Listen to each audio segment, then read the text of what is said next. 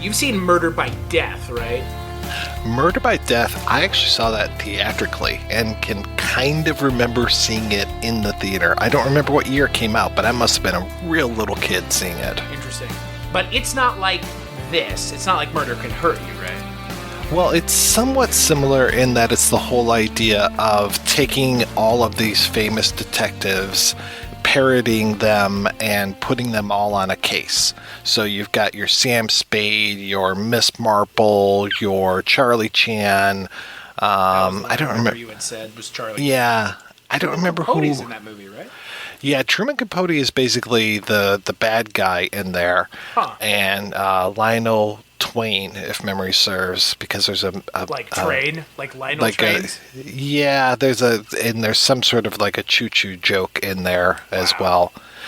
It's funny because that movie is very similar to a play that I was in high school where man, if these pictures ever come out, I was full yellow face, pasted on goatee, pasted on. Oh yeah. It'll be one of those like my political career is over. It's like Bo Burnham says, I'm problematic. I didn't know it at the time, but it's problematic. It's very problematic. Similar to the Culture Cast, the show that you are listening to now, Mike and I are about to talk about Murder Can Hurt You. The Mike that I am talking about is Mike White of the Projection Booth, who was regaling us of stories of problematic and unintentional racism in a time passed on before this one. It is funny, though, before we talk about Murder Can Hurt You, which I don't think has any unintentional or intentional racism, at least by my accounts, it is strange how long it took for the industry to turn its back on yellowface. Because it turned its back on blackface pretty quickly. We still see people doing it outside of the industry, but in the industry, it's not a thing as much as it used to be. I mean, early 90s? Soul Man?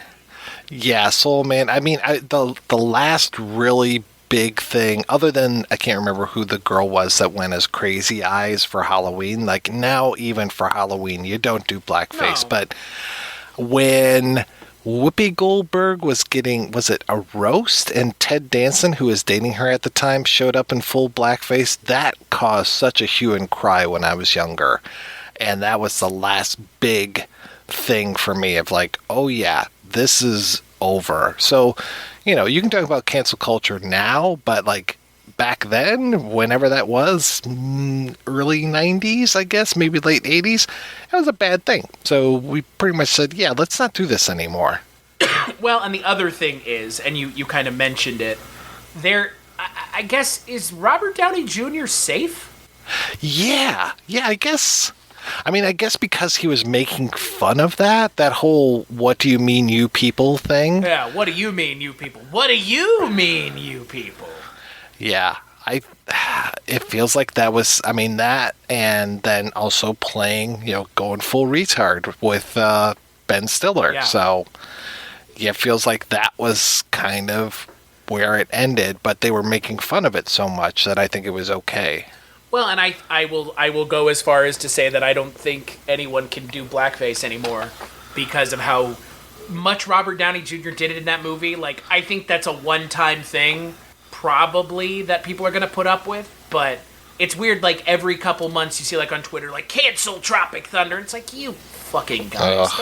You guys on Twitter, whoever you are, don't understand satire. Which is what do you mean, fun. You guys? What do you mean, you guys? Or you girls? I mean, but my point stands. I appreciate and I understand that people are upset, but unlike a statue of a Confederate soldier, which has absolutely no satire and no value to it, a satirical comedy poking fun at actors in Hollywood who think it's okay to do blackface is funny, and it will always be funny because actors in Hollywood did think it was okay, and ostensibly I would assume some of them still do, and there are obviously people in the industry who still think that's okay. So, well, people tend to forget that those Confederate statues that are there weren't always there. They showed up around civil rights times. So, yeah. That timing isn't unfortunate and or on purpose. Yeah. They act like those statues have been up since the 90s, and it's like, or like since the 1890s, and it's like, no, it's Right. like the 1960s. Like, Yeah, I mean, sorry. would it have made sense in 1865 to put those statues up? I would think not, given No. what the country had just gone through. But yeah, but yeah, no, there's no yellow face in Murder Can Hurt You, but there is yellow face in Murder by Death, which I'm kind of interested to watch it. I would be interested to watch it just because before we talk about the movie, I didn't hate this movie. Really? I did not hate it. I didn't like it. I'm not going to return to it, but I didn't dislike it. So before we talk about the movie, we're doing Made for Television Film Month this month. This was suggested by one of our Patreon patrons, I guess that's what we call them, patrons. One of our Yeah, Patreons, donors, the supporters. sure. Yeah. And so he wanted to do television movies, and he gave me a list of stuff, and this was one of them. So, Andrew, thank you so much for the list this month. Mike didn't like this one, but hey, it's an easy one to not like because it's not really that good, right? I mean, it's even just so cheaply made. Like Well, yeah. the effects of Chief Ironbottom on the top of the car, or Jimmy Walker as Parks the Pusher when he's getting pulled on the bed. I mean, those are just some of the worst rear projection things I've ever seen in my life. I know. It's one of those things where when you watch it, you're like, man, I guess you just don't care. So let's talk a little bit about it. So it is a television movie. It aired May 21st, 1980. It is a parody of such characters as, I guess let's just start naming them: Ironsides, Starsky and Hutch, Kojak, McCloud, Beretta, Columbo. Am I missing something? Policewoman. Columbo's wife, which had her own show. So, and it's narrated by one of the most well-known television stars of the 50s and 60s. Yeah. Don Adams. The star of Get Smart himself, Don Adams, yeah, yes. Maxwell Smart in the flesh. Though I thought that it was a Don Adams impersonator. Oh, really? Yeah, I was just like, well, that can't be Don Adams because it just doesn't sound like him. But it was credited as him. And then I think Mel Blanc also loaned his talents to the, what do you call it? I almost said cockatoo, but it's a parrot in this one. Right, the Beretta parrot. Right. Yeah, or I guess, what is he called in this movie? Pony Lambretta. Yes. Because anyone would name their child Pony. Pony, yes. So they're all being hunted by the Man in White. And so the Man in White is out to hunt all of these famous TV characters. Obviously, they're not played by who they were played by in their shows. So we'll talk about that when we get to it. But like we kind of already mentioned, Mike, what did you think of Murder Can Hurt You? Because this is not the first time you've watched it, right? Well, I think I tried to watch it once before, and I turned it off, I think even before Beretta was dead. So it was not even the first 5 minutes. It was painful, though. It was YouTube? so painful. No, I think I found a copy, and my copy might have been better than the one I watched on your Plex server, but not by much. I mean, that's the one on YouTube is just as kind of icky.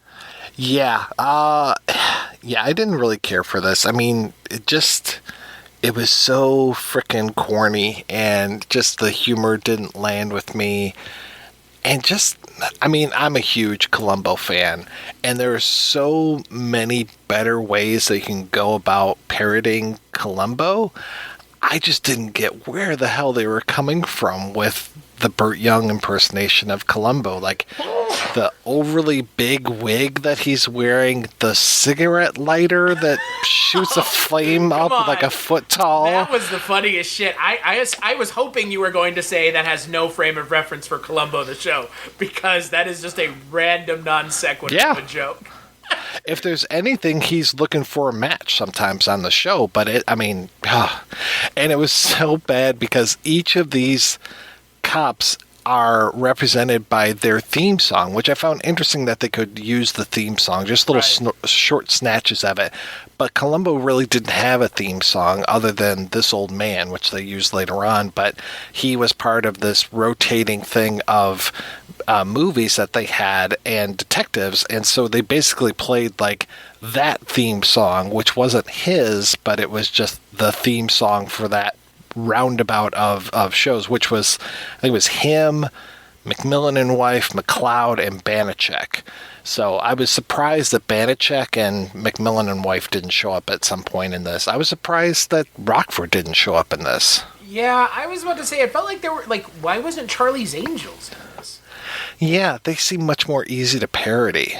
Yeah, Mike, before we were recording, Mike and I were sitting and talking about the characters that these characters are based on, and I was looking at the videos and theme songs just kind of to gauge the characters that these characters are based on, because while one might say, well, you're 30 and you have no frame of reference for most of these characters, I mean, we did a whole show on Kolchak. We talk about Barney Miller. Neither one of those shows have a presence in this show, which is fine. I don't expect them to. Kind of surprised that Barney Miller doesn't. Yeah. I guess because that was comic to begin with versus these others, which were sometimes deadly serious. Right. Like the only episode of Kojak I remember was some supernatural one, like maybe a cult killer type of thing. So Kojak used to scare the shit out of me because of the one thing I saw, and I was just like, man, that show's too scary for me. So theoretically, I don't have a lot of frame of reference, which is why I was looking at it. But I mean, there's no Perry Mason here.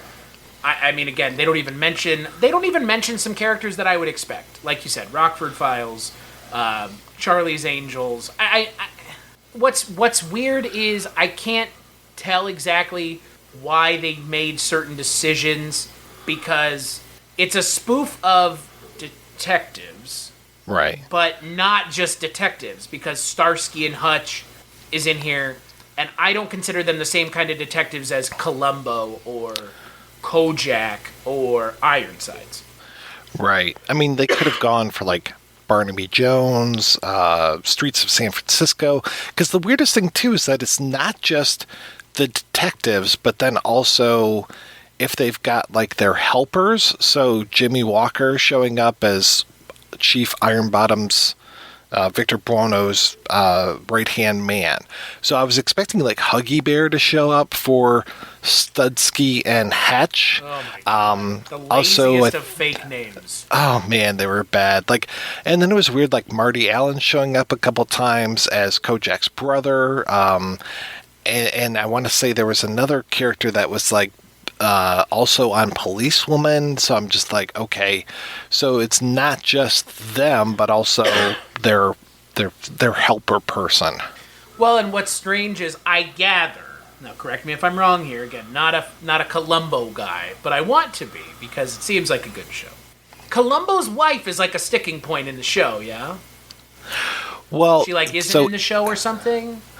So in Columbo proper, the actual series that they had of these TV movies, and which some of them actually aired theatrically in different countries, Columbo would refer to his family all the time, and specifically his wife. And there was even an episode where this woman tricks, and I put that in quotes, tricks Columbo into going to his house, and oh gosh, she tries to poison him, and it's this whole thing about, you know, Mrs. Columbo is supposed to be showing up there anytime, and it's one of these we never see Mrs. Columbo. And so then they started a TV show, I don't remember how many years after Columbo started, called Mrs. Columbo, which was an abysmal failure, and so much so that they retitled it to Kate Loves a Mystery. And that she divorced Columbo on the show.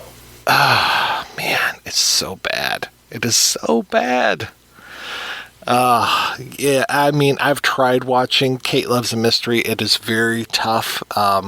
One, because it doesn't make any sense that she's Mrs. Columbo. And two, because it was just very poorly written. And three, because at that point, sexism was alive and well. So there's a lot of times where she's just getting pushed down because she's a woman, and it's so frustrating to watch that as a 21st century person going, oh, this is bad. It's kind of like watching McMillan and Wife and the sexism that runs rampant through that show. Never seen it, but I assume that was something that a friend of the podcast, Richard Haddam's wife, she's a fan of McMillan and Wife, right?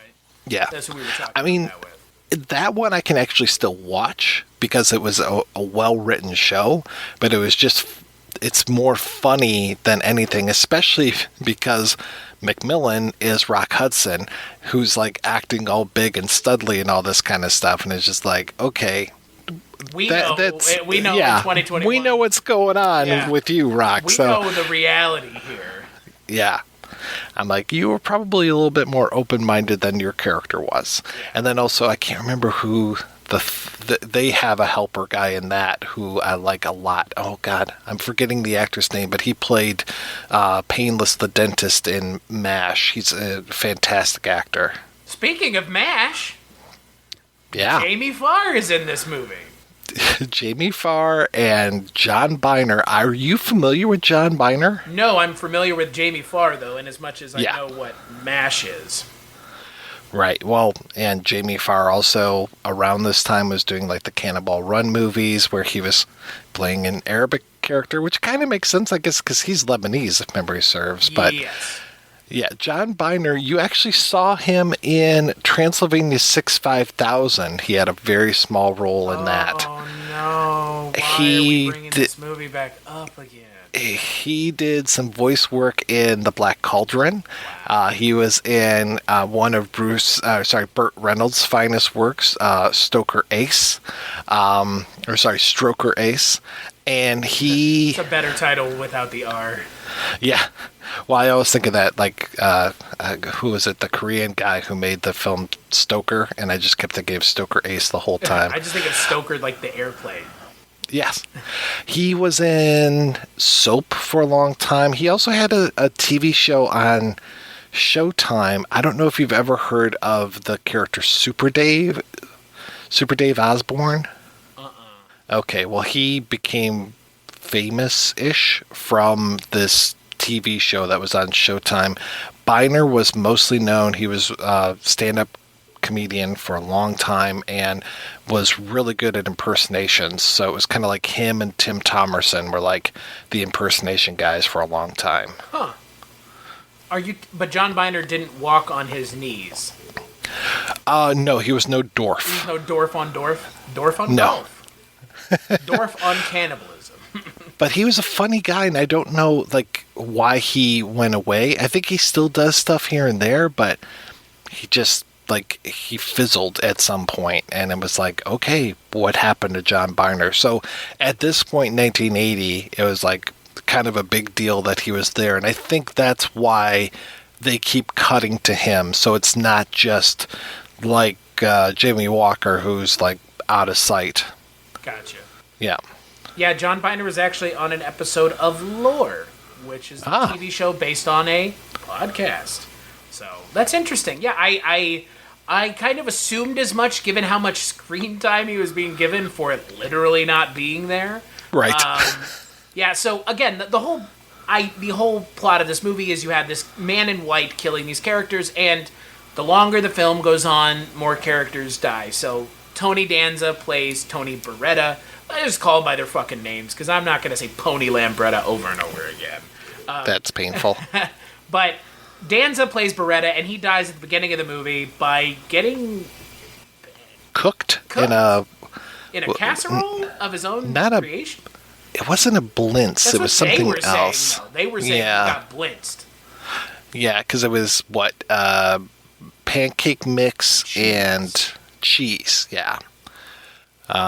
Which is quite a way to go. I was about to say, that's a hell of that's a jump. That's a hell of a way to go, is for sure. Yeah, so he dies, and then they get all brought together by Kojak in this film called NoJack, and they have to figure out why they're being hunted. And I liked Gavin MacLeod as Lieutenant NoJack. Like, of all the performances, I was okay with his, especially there's a part where they're trying to capture the man in white and they're all hiding around the city. And you see at one point, I think it might be Jamie Farr stands up and he's got all this fruit on his head because he's behind a fruit stand. And then cut to all of these watermelons, and then Gavin MacLeod stands up and his head is painted like a watermelon. It's like that might have been my only legit laugh. Wow. I mean, yeah, so let's just kind of address it because it needs to be addressed. This is a comedy, and it is not very funny. Even if I knew the references, and I'm assuming you knew a lot more of the references than I did, still did not find it funny. Right. Yeah, just there were so many things where it's like, you take the idea of Starsky and Hutch always going after, chasing tail in all of these episodes and stuff, but then they just blow it up. I mean, I guess that's the purpose of parody, right? You blow it up and you say, oh, isn't this funny? Like, we're going to have them just be sex maniacs, and we'll start them off in a hot tub, and they're trying to have these girls fish for their whatevers. Zinkies. His Zinkies, yeah. I didn't get that either. I didn't get not the fast food, but the what do you call it? Snack cakes and all that. I thought that was. I just assumed that in Starsky and Hutch they ate a lot of snack food. I guess. I mean, I mostly remember Starsky and Hutch running around the city, kicking a lot of ass, driving that sweet car, wearing those cool get-ups. Those cool get-ups, yeah. Waiting for David Soul to start singing. Yeah, don't give up on us, ladies, or baby. Yeah. I think is that what it is? Don't give up on us, as baby. Yeah, that's a good song. I actually own that vinyl. That is a good song. Nice. It's so good. Is a good it's song. so good that it's in the Starsky and Hutch movie. Right. Yeah, I mean, and that look, we have our differences of opinion on Todd Phillips. I think he's a piece of shit. I think he's a piece of shit too. But I like Starsky and Hutch. Yeah. I mean, there are funny moments in there. I think some of my most favorite moments in there are basically recycled from the Ben Stiller show. Sure. Like that Do It character is... Do It. Come on. Yeah. That's just a character that he did before. Oh, yeah. Oh, the Ben Stiller show. Thank you for bringing that up. Ben Stiller show is woefully underrated. Oh, God, yes. Lord. It's kind of like Idiot Box. It came out at a time where people could... And then I know that might seem as, nepotism because I'm plugging something that people that I'm friends with worked on, like Tim. But, I mean, Idiot Box, Mr. Show, Ben Stiller's show... those three shows really had a pulse on, subversive, counterculture of the 90s humor. Yeah. And, they still hold up now, which is not the same that can be said for most things that came out in the 90s. Right. Well, and you look at, to talk about parody again, you look at some of the parodies that Ben Stiller did, like his version of Die Hard. It's amazing. Oh, my, right? Yeah. And it's like, there you go. I saw that in high school. Right? Yeah, I saw that I remember watching that in high school when I was 16. I was like, this is the funniest shit I've ever seen. Yep. And then him with the gun and the wig and everything. He's just like, what was it? Yabba dabba dooba dabba dabba. And he's in a supermarket? Yes. Yeah. That's the whole gag. Of all the days, of all the guys. I mean, the Ben Stiller show is great. It is. Yeah.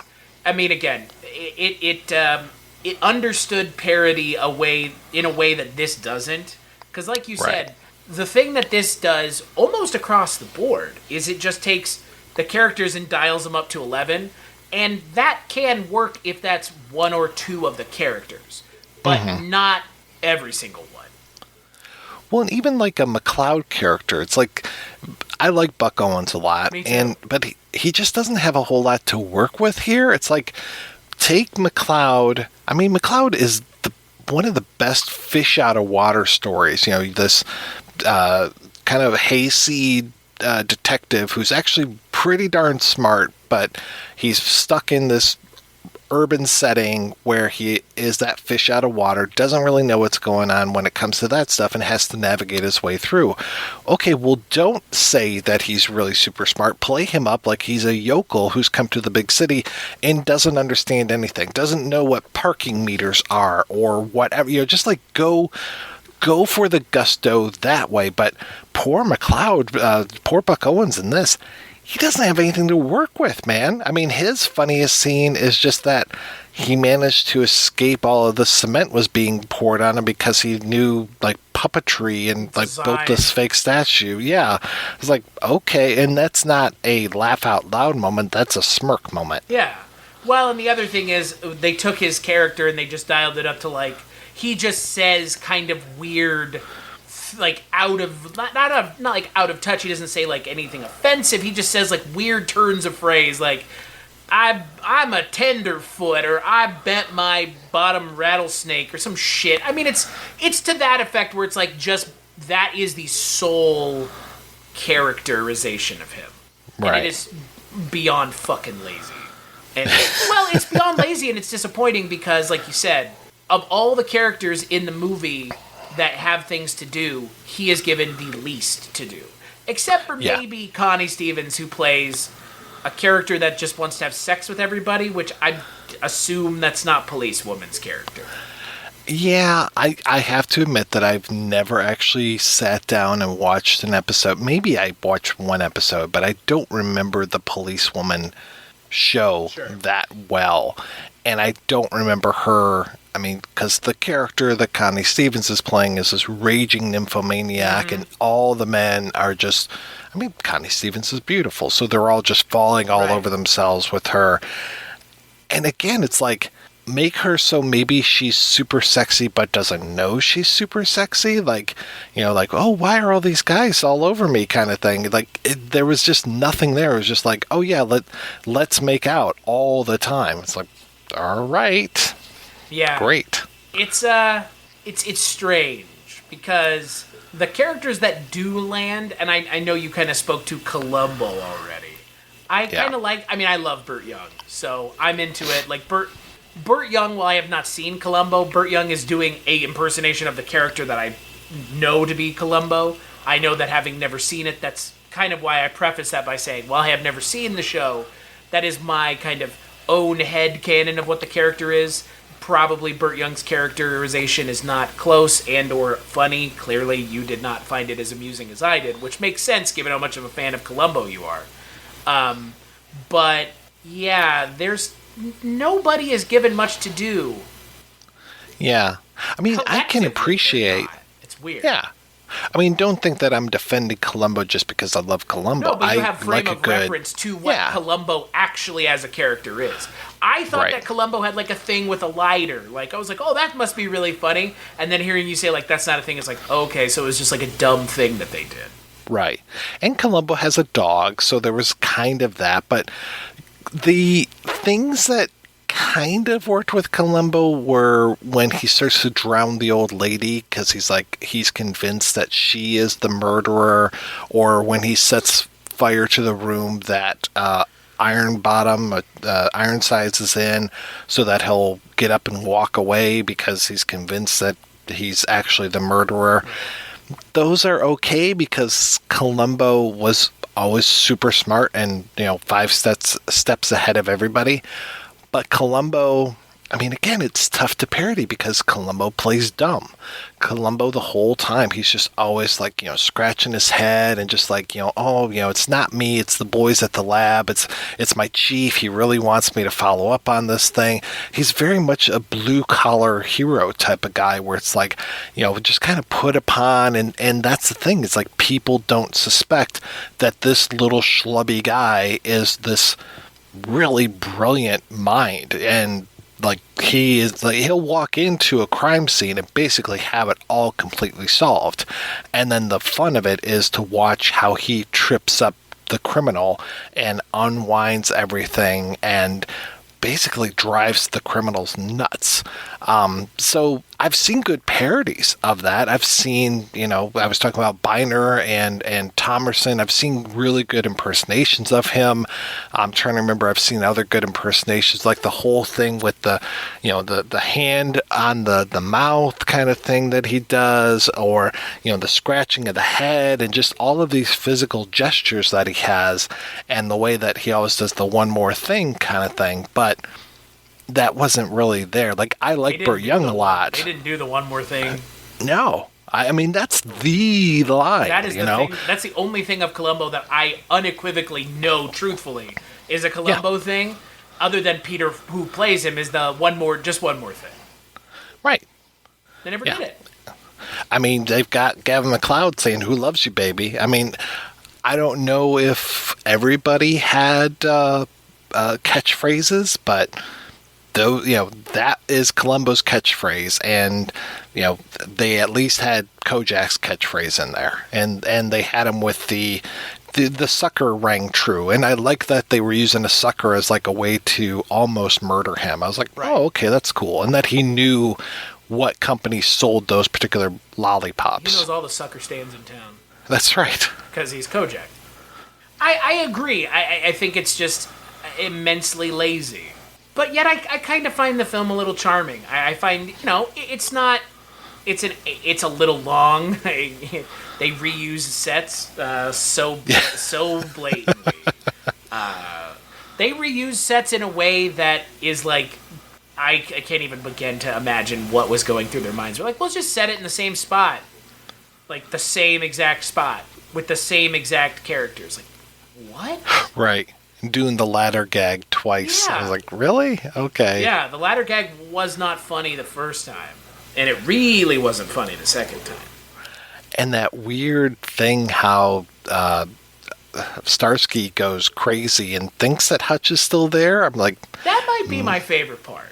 Yeah, that was kind of strange, but I was like, okay. Like, I did like when he went to pick up Ironsides and it's just like, just pretty much tips him over. Yeah. I mean, if you get uncomfortable around handicap jokes, you will not enjoy this movie because Victor Buono is the butt of so many jokes so often in this. Yes, he is. And I don't find the character that he plays to be funny. I don't understand what the humor they were going for was. I have not seen Victor Buono in anything else. I guess I've seen the original Batman where he plays King Tut. Yeah. But I've never I like how that's his photo on IMDb. I mean, the guy was in so many movies and they end up using the King Tut photo. And he was also in Whatever Happened to Baby Jane, which he won an Academy Award for. So Yeah. He was pretty great. There are times where he shows up and he just owns whatever he's in. I really like him a lot. But, I mean, he knew camp and could camp it up like crazy. And he is about to be in something that we are going to be talking about very soon. Flight of the Dragons. That's right. On another show that we do together with the aforementioned Richard Haddam, where we talk about Rankin and Bass movies. I guess he's in there too. So there you go. Him and James Gregory. Jeez Louise.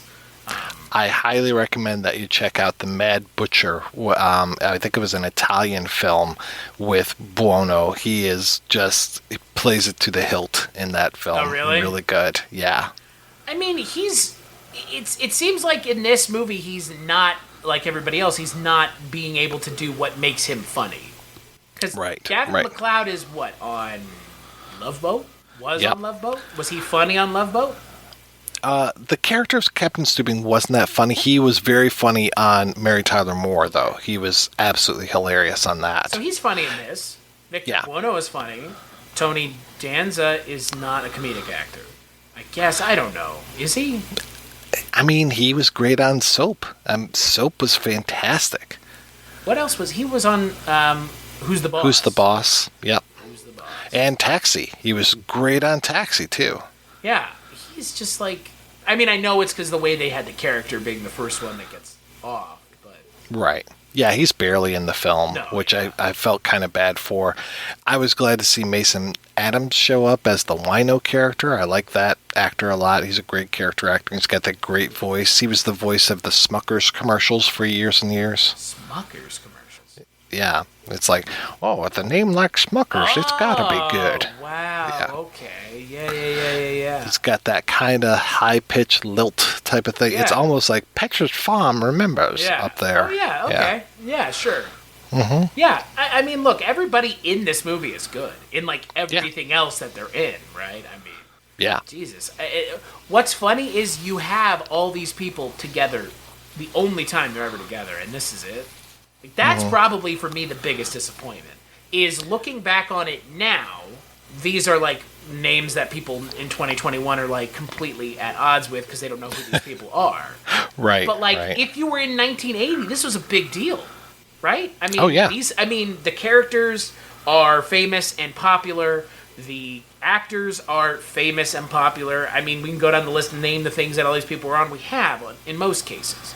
Buck Owens was on Hee Haw. Burt Young was in the Rocky movies, on top of God knows what else, because Burt Young just seems like he's in all kinds of things. Oh, yeah. Jimmy Walker is in what? Good Times, right? Like, Yep. and yet this is what we get. It's just Yeah. it's a little disappointing, but it's not bad.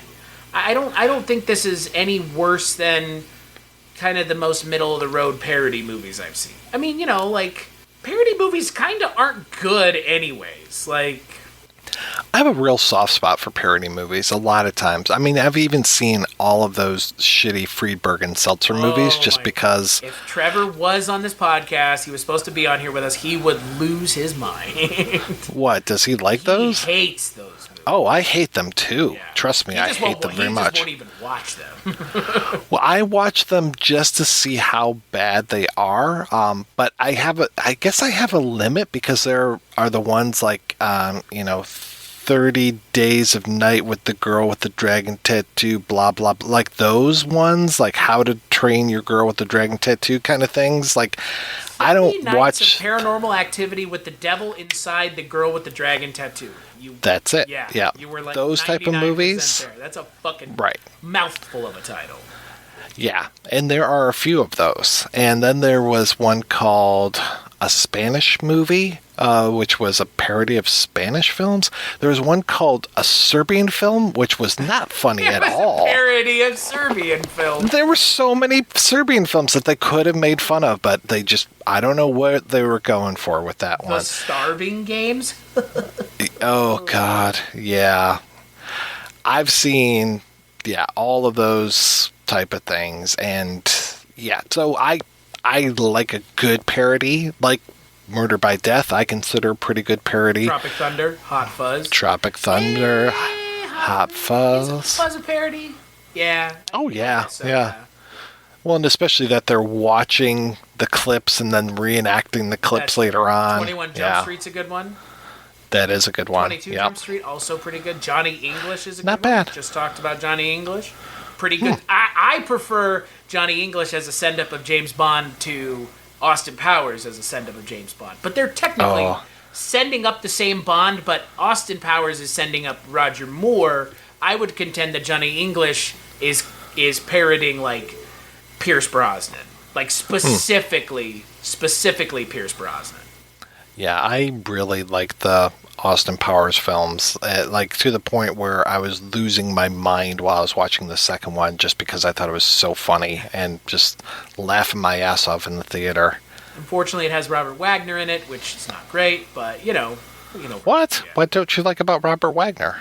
That he's a murderer? Yeah, that just little fact.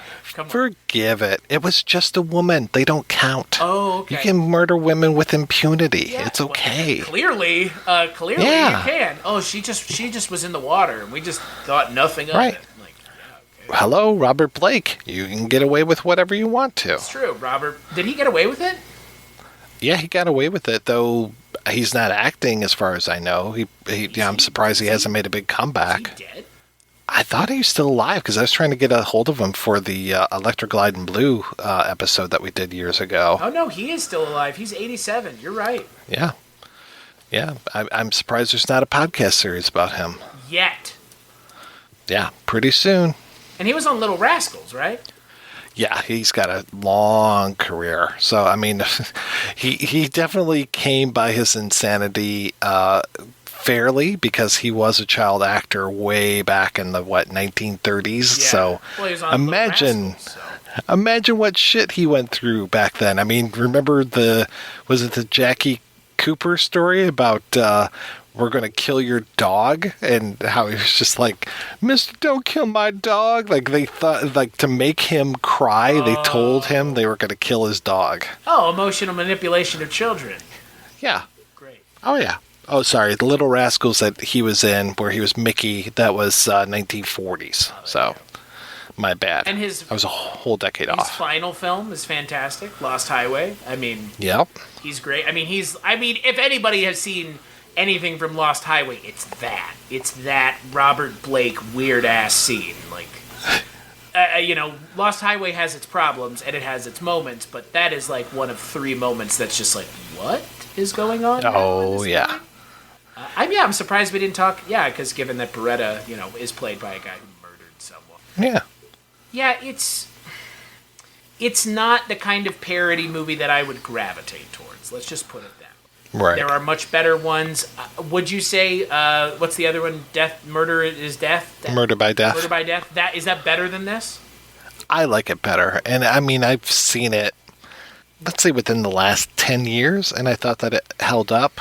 I mean, there's some very easy jokes that it goes for, just like this one does, but at least in that one, like you've got Nancy Walker as this mute cook, if memory serves, and I think Alec Guinness is playing this blind waiter, and Nancy Walker is basically the audience stand-in because she sees how insane things are and just like can really act with her face and just like what the hell's going on. So a lot of eye rolling and sighing and all this kind of stuff, but I really remember liking that movie quite a bit. And that, there you go, you got Peter Falk in there, so it's like him doing Sam Spade. It was fantastic. Interesting.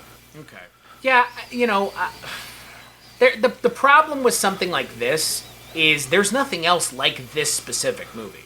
They never get all these. I mean, the funny thing is, while these characters are parodying, these actors are parodying those characters, this is still a mashup of all these characters together because they're essentially still playing them. They're playing them, obviously dialed up to 11, but it is kind of cool to see Ironsides and Starsky and Hutch. Again, they're parody versions, but you're never going to see the real versions together, so this is as good as you're going to get. Right. And it's kind of cool to see that. It was kind of cool with the Expendables. Like, it's kind of cool to see all these people on screen together. Well, it's funny because the writer of this thing, and I think a lot of this goes back to the writer, Ron Friedman, he actually worked on Starsky and Hutch for a long time. So it's like, okay, these characters, so it's weird that I'm just like, the snack food and the oversex kind of thing. I mean, the one thing I liked about those characters was how they go to Roz Kelly, the incredible Pinky Tuscadero from Happy Days. Seeing her show up, I was very happy about. But that all of the prostitutes know them, and I was like, okay, that's interesting. They aren't above paying for sex. And the writer also did Sledgehammer, if memory serves, and Sledgehammer was kind of a send-up of these cop shows. And it's been years and years since I've seen it, but I remember really liking it and found it very funny. So it's like, okay, you can do comedy. You know how to do this stuff. I mean, the guy was all over the map, like doing The Fall Guy and New WKRP, which I didn't even know was a thing. Did a ton of cartoons like G.I. Joe and the Fantastic Four and Iron Man, all this stuff, Fantasy Island. Yeah, so it's like, okay, you know how to write, and you know how to write comedy, but I don't know why this just didn't click, why it wasn't as funny as it should have been. And apparently, Ron Friedman was on Gilbert Gottfried's podcast, and he apparently, on their first podcast together, Ron Friedman told a story that is apparently about Lucille Ball telling Desi Arnaz to pull a gun on Orson Welles.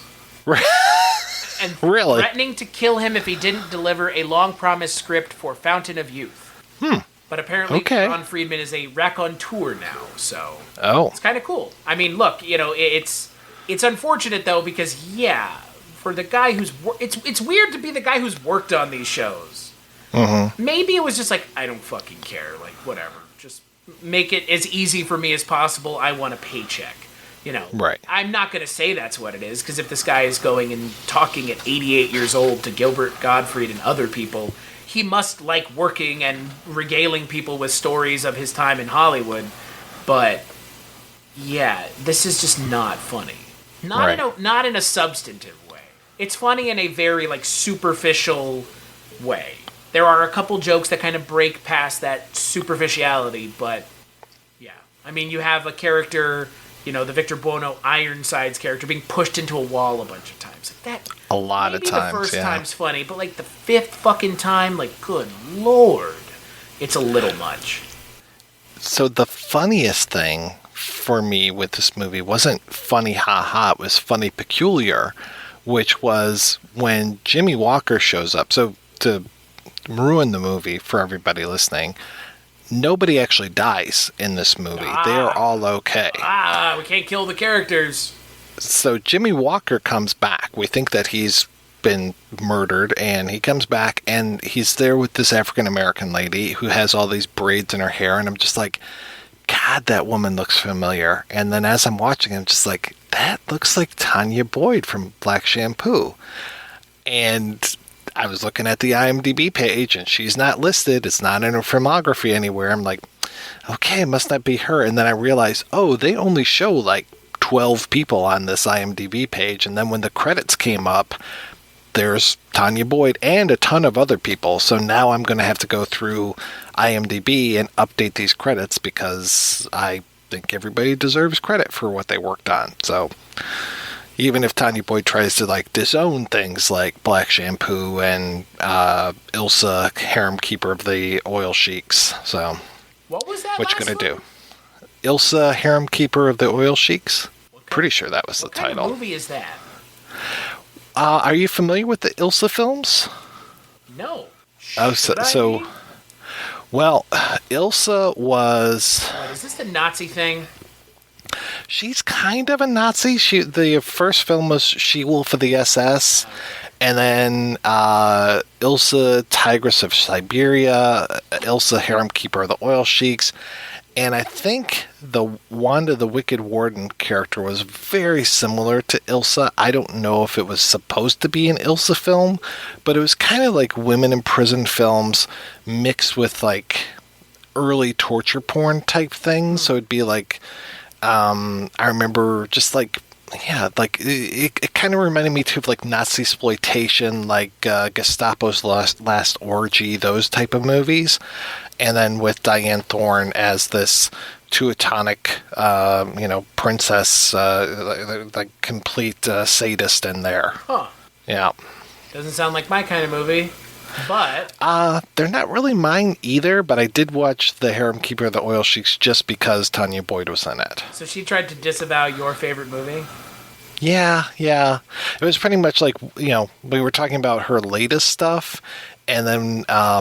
and I was asking her about a couple other things that she was in, and I was like, well, my favorite movie is Black Shampoo, and it was pretty much interview over as soon as I brought it up. Really? Yes. Wow. Yeah. How many times has that happened? Not there that often. So most of the time, yeah. Most of the time it'll be like, oh, yeah, and they'll talk about it. Like, I was talking with a production designer the other day, and I was just like, well, there's a movie that you did that I want you to know I'm being serious, that I really like it. And she was like, I think I know which title. No, and I said, the new guy, the DJ Qualls film. She's like, yeah, she's like, oh, yeah, no, that's fine. I thought you were going to say something else. And I was like, what did you think I was going to say? What was that? Corky? Oh, shit. It was a horrible movie. Not Dickie Roberts' Child Stars, though she worked on that one, but it was like Corky... Kind of like Robert's Child Star. Yeah, not Corky Romano, because that was a fantastic movie as well. Has Deerfolk in it. Yeah, I love it. Yeah, me too. You sound like Robert Goulet there, or you sounded like Leslie Nielsen there for a moment. I love it. I've been swimming in raw sewage all day. I love it. What the hell was that? The name is, and Corky was also a movie with Robert Blake. What was that guy's name? Was it Nick Swearington? Oh, God. Nick Swardson. Nick Swardson. Oh, Nick Swardson. But they tried to give him a movie. Yes, and the name of that movie... Pathetically at that. Yeah. What the hell was the name of that movie? Wasn't Bucky Larson? There it was. Bucky Not Larson, Corky. Born to be a Star. Born to be a Star. Yeah. And so luckily, because I brought up the new guy, she was fine. And I said, like, oh, do you mean Bucky Larson? And she was like, yeah, I took that off my CV for a while, but it's still there. I'm like, okay. I don't understand why you would take something off your CV. You gotta eat. You gotta pay your bills. Well, she eventually put it back on because she was trying to be in a movie that was produced by one of the producers of Bucky Larson, so she wanted to be like, I worked on a movie that you also worked on, so kind of thing. That's how the industry works. Bum, bum, bum, Yes. bum, bum, bum. Hey, is what it is. Yeah. Boy, this guy, Alan Covert, who was one of the writers. I love Alan Covert. Yeah? Grandma's Has he ever... Oh, man. He's done some shit. He's a bit player in a lot of Adam Sandler movies. I mean, he played you've seen Happy Gilmore, yeah? He plays his hobo bag carrier. Okay. Yeah, and then he plays in Waterboy. He plays one of the dudes sitting in the crowd with Clint Howard, who's also in Waterboy. I love Waterboy. I know, Waterboy's great. I mean, I hate Adam Sandler movies for the most part because I think they've kind of overstayed their welcome because Adam Sandler's comedy hasn't evolved. Right. But, like, yeah, Waterboy, Happy Gilmore, I mean, Little Nicky is a personal favorite. I know, it's Quentin Tarantino's finest hour. Definitely is. This is truly the pinnacle of your career, is being in Little Nicky as a blind preacher. And Clint Howard melting wax all over his naked body.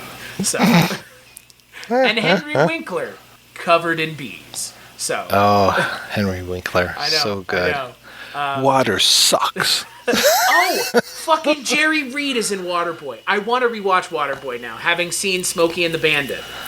Nice. Yeah, because, like, Eastbound and Down, that song is amazing. He's amazing in that movie. All movies that are funnier than this one. Yeah. This movie was nominated for a Primetime Emmy for Outstanding Achievement in Hairstyling. The main character in this doesn't have hair.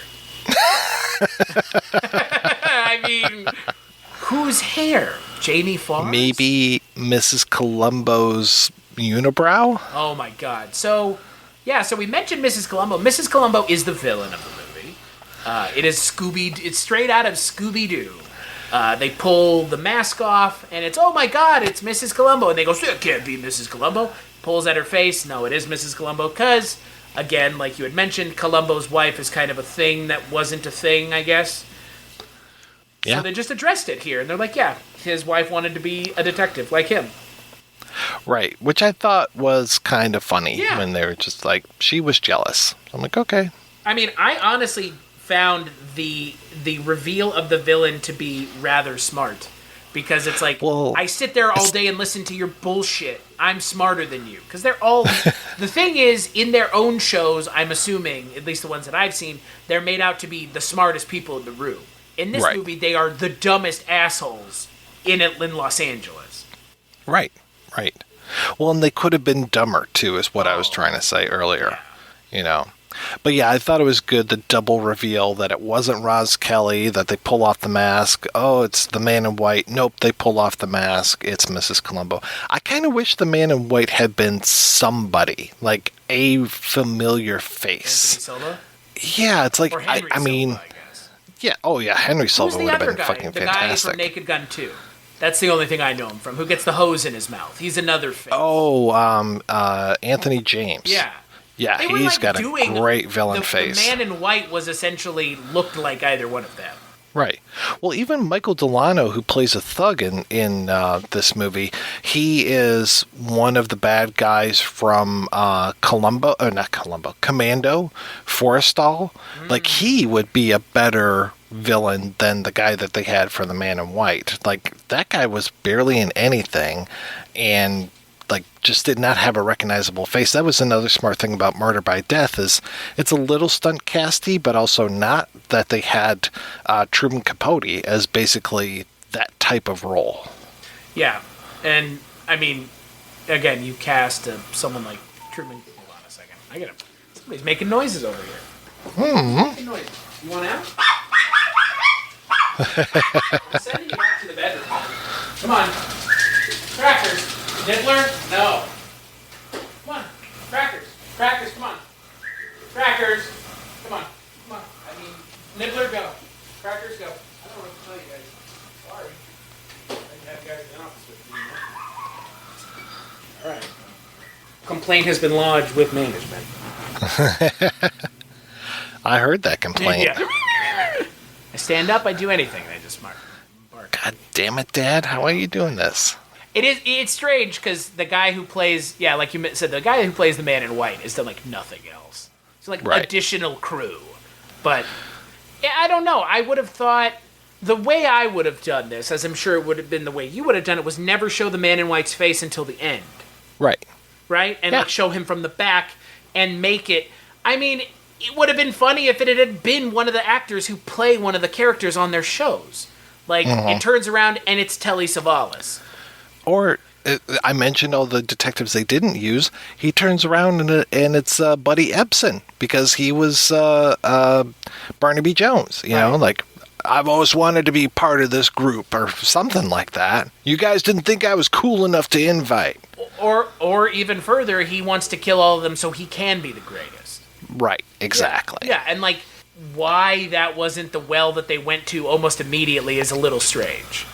I mean, I get the direction that they went was one of our own is dead, we have to come together, as opposed to we are being, hunted by someone who's not one of us. I mean, it's kind of the same thing, but like the killing off of Tony Danza's character at the beginning is kind of a real bummer, because I feel like Tony Danza would have brought something to those interactions between all the characters that it desperately needed. Right. So he's not there, we don't get it, and the movie just kind of suffers. I mean, the movie kind of suffers for a lot of reasons, but I will tell you, it is a movie. It is, I mean, again, TV movies are as much movies as anything else. I really don't like that distinction that TV movies get, that, like, they're not actual movies. It's like, yeah, they are, as far as I know. Yeah, I mean, again, the fact that movies get made at all is kind of astounding. Given how much work and time and effort goes into making a movie. I mean, so many of us work in it on our computers, working on stuff. It's hard to see people working on things in person, and then all this stuff gets transferred to the computer person, and they do all that stuff, along with hundreds of other people. It's like so much. I mean, there's a reason all those credits are at the end of movies. It's not just for show.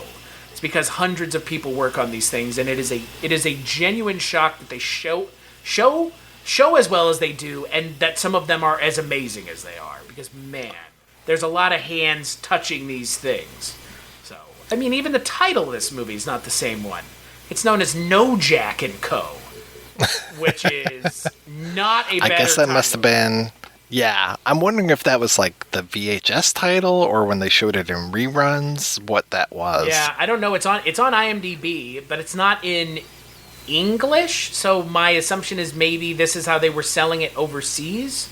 Right. Because they have Kojak or No Jack on the cover of the whatever this was, VHS or DVD. So, but this has not gotten a Kino Lorber release.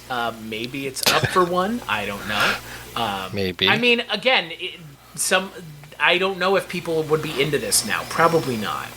Yeah, maybe. I mean, it feels like there's always an audience for whatever. I'm sure that this is somebody's favorite film. Somebody probably grew up watching this and can recite the lines, by heart. Yeah, that's fair. Yeah. And it's produced by Aaron Spelling, because of course it was. And, you were talking about TV movies are real movies. The thing about TV movies that always get me is usually their timeline is so much shorter than regular feature films. So you're working at a much faster pace and getting this thing done. And this was being shot probably during the summer, or like whenever they were taking breaks, but this was being shot while these people were actively working on other things. Right. So this was like Gavin MacLeod was working on The Love Boat at the same time. And I want to say the director and maybe even the writer worked on The Love Boat as well. So they were just all working on this, during their off time, not their off time, but, like their break between seasons. Right. And again, is this the best way to start the month? I don't know. But it's not as bad as I anticipated it being. Because I kind of expected to walk into this and just be like, oh my god, this is an hour and 40 minutes. It's just a headache. But it wasn't. I mean, again, I had seen enough of it on YouTube to know that it was kind of all over the place. And I mean, you, like you had said, you had told me before I watched it, like, I started it and I turned it off. And I'm like, oh god, that's... If Mike turns it off, that is... I mean, you know, we've talked about some things that have forced us to get, you know, stop, walk away, come back, you know, break it up because it's a little much. Mm-hmm. I mean, I get it. I mean, those first 10 minutes of the movie are pretty rough. Yeah. There's kind of a...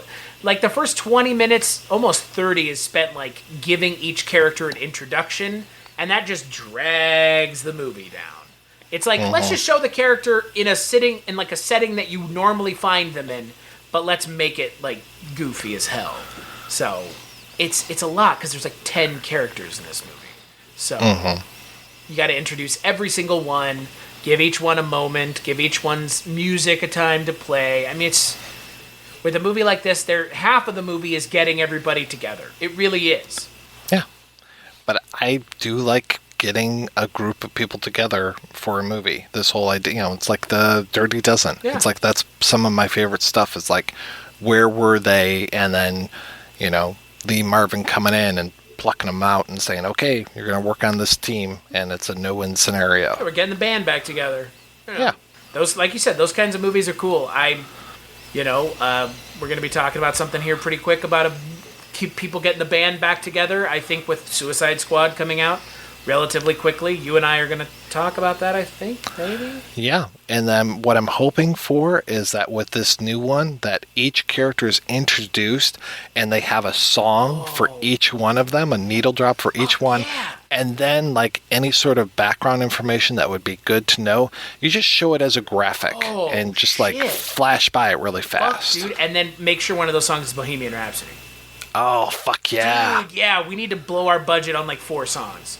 Yeah, and then what you do is you fire the editor and you hire the guys that cut the trailer, bring them in to actually cut the movie.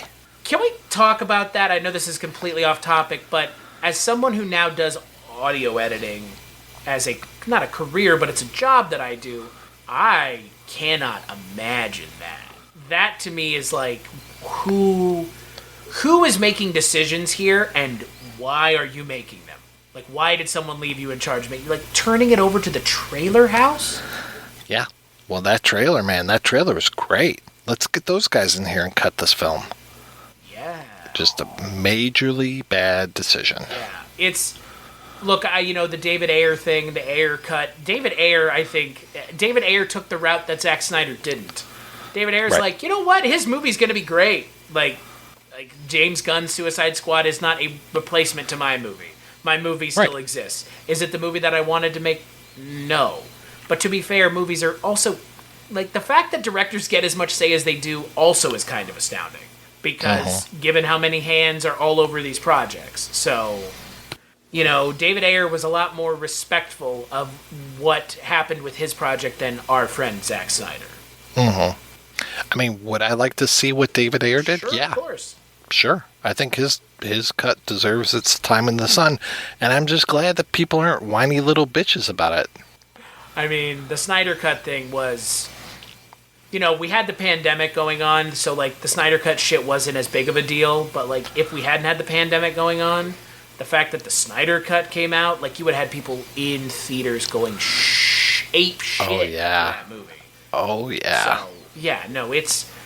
You know, when we talk... Again, like I said, as someone now who, thanks to Mike, I'm part of this industry more so than just podcasting... Getting to hear people in the industry like you do, like I have, talk about these things, talking about it is one thing, but like being part of it while these things are going on, it's just mind-blowing. Like the amounts of people that get to make decisions, the amounts of decisions, like the smallest decision that's being made versus the biggest one, sometimes they're given the same weight, and that's wild to me, because like somebody's got to make a decision. We need to make some progress. We can't just sit here and make 5 minor decisions in one day. And that's all we did. It's like, oh my God, like we need to move forward a little bit. But man, one thing you don't do is hire a fucking trailer company to cut your movie. Just don't do that. And also, don't hire someone and not let them make the movie that they want if that's why you hired them. You hired David Ayer to make your movie. David Ayer of Training Day, right? I mean, that's like his claim to fame, more or less, right? Yeah. So, you don't let him make his movie? Okay. All right. I don't think we'll ever see the Ayer cut, though. I mean, I don't think so. Stranger things have happened. Yeah. You never know. I know. I mean, nobody thought we were going to see the Donner cut of Superman 2. That only took, 30 years for that to happen. That's fair. We still have a long lifetime, maybe. So, yeah, maybe. Yeah.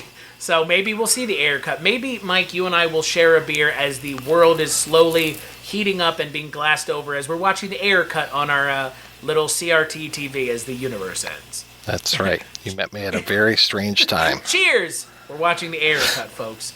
This is the final podcast. We're going off the air because the zombies will break in at the end. So, Mike, would you skip or watch Murder Can Hurt You? Skip. With prejudice. Wow. So ultimately, at the end of the day, skip it. Yeah, I'm gonna go with skip it, but I will say if you are a fan of these shows, I think your mileage is gonna vary on this kind of stuff too.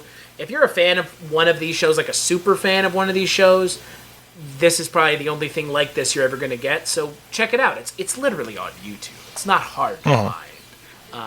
But yeah, I would still say skip it. Probably lighter of a skip than you, but still a skip.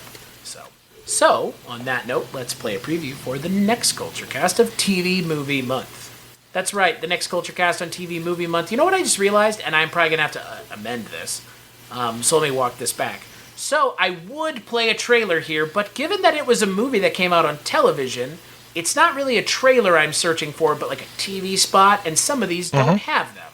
So, on the next episode of the Culture Cast, we're going to be talking about 1984's True West, which is a adaptation of a play, I believe. Is it Sam Shepard? I think so. Okay. That's the one with Malkovich and Sinise, just like Of Mice and Men. Yeah, but in this one, he doesn't get to feed the rabbit. That movie is unintentionally hilarious. Yeah. It's not... It is the movie that they make fun of in Tropic Thunder. Right? Like that. Yeah. I mean, that's... Malkovich, Sean Penn, they're all guilty of it. Yeah. So, but yeah, and I'll be joined by a friend of the podcast, Josh Stewart. Him and I will be sitting down and talking about True West. So until then, what has been keeping you busy over at the internet's finest movie podcast, The Projection Booth, Mr. White? Well, you should know, Chris, because you were on 2 episodes this month. We were talking about African cinema, and Chris is on talking about Durat and Dakan, 2 very similar titles, but 2 very different movies. And I've also been talking about Tuki Buki, and the final film of the month will be I Am Not a Witch. So, always good to check that out. That is all throughout the month of August. And then we slide into September, a little bit of Shocktober, some Noirvember. All the theme months, baby. Yeah. Hey, man. I feel like did you do theming months before early on in your show? Way back when Rob first started, we were doing Black History Month stuff, and I can't remember. I think the first September was back in 2017, so it hasn't been that long. I was wondering because I don't remember you doing themes originally, like when you and I first met. No, it took a little while, and then after a bit, it was like, oh, let's go ahead and, here's 4 noir films. Let's do Noirvember. So those kind of things, and plus, I was going to NoirCon also, which usually took place in late October, early Noirvember. I was about to say, I whenever I started the show, I was like, we should just do it themed, because it makes it easier that way. Less disparate stuff. Not that I think people give a shit either way, but people want to hear us. If you hear me talk about this 4 same things in a month, if you're into that month, you're going to be into those movies. So. Yeah, no, I have been on 2. I was going to say the only thing about those 2 movies, I won't say which one. One of them has a weird Star Wars parallel, which is, again, not something I would expect to say in the film that it was. So to find out which one of those movies it is, go listen to both podcasts. I think I'll watch those movies, because I assume they're both amazing. I know half of them are. But this is coming out before that. That's correct. Yeah, and as always, you can find me at cstatue.com. That's my link tree. Mike and I do a podcast together called Mike and I do a podcast together called The Life and Times of Barney Miller. You can find that on cstatue.com, along with the other show that we do, Dreams for Sale, which is a show about the Twilight Zone 1985. And we also do a show called Rankin and Bass, which I already plugged. So there you go. As always, big thanks to everybody who listens, all of our patrons over at patreon.com/culturecast, and to you, Mike, for, I guess, finally sitting down past the first 10 minutes of the movie and watching it. So, I mean, hey, you know what? At least you finished it. I mean, you know. Yeah. Accomplishments. Put that gold star in my book, please. Can mark it on Letterboxd now. Exactly. You'll be one of like 4 people. So, and yeah, and as always, make sure to check out the next episode.